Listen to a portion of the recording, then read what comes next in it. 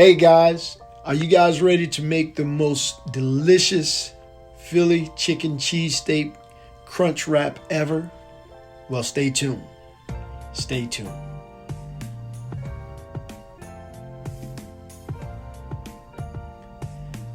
Here I just cut up my ingredients, my mushrooms, my onions, and my green peppers.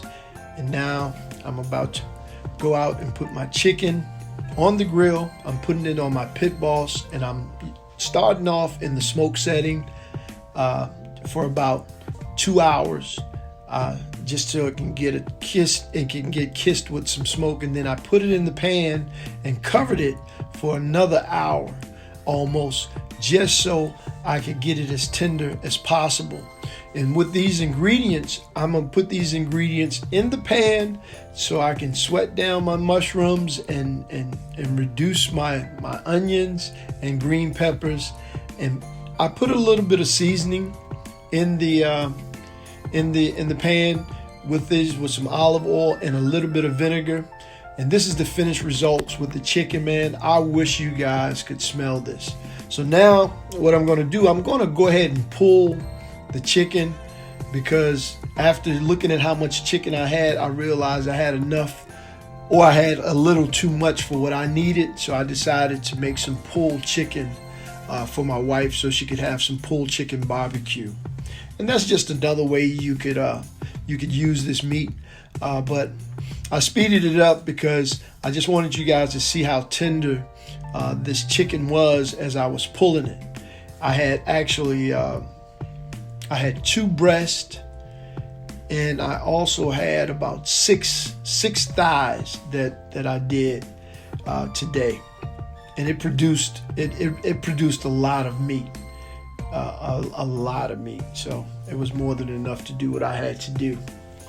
But can you just see the deliciousness that's sitting in this pan? And I wish you guys could smell this, man. I know we say that on our videos all the time, but if you spend any time in the kitchen, you know exactly what I'm talking about. When you put in those seasonings and you have that right combination, man, it just smells delicious. So here, guys, here's where I'm finished pulling the chicken. And as you can see, right here on my left is my thighs, on my right is the 2 breasts, and then I had 2 more thighs left over. So I added the meat into the pan, some breast meat and some thigh meat, and mixed it with my onions and green pepper.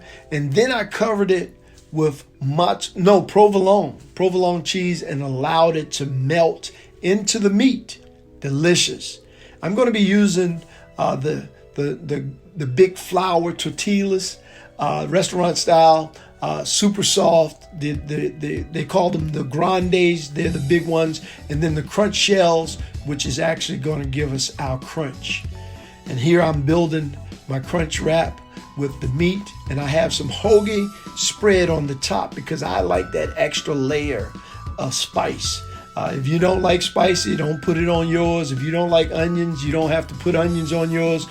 But then you put it in the pan. You take a pan, heat it up with some butter, and you put your wrap in the pan.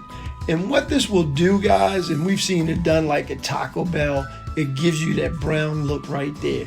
And it closes up and seals your wrap. It causes your wrap to get sealed, and then also it adds a little bit more heat to your wrap. See the bottom right there?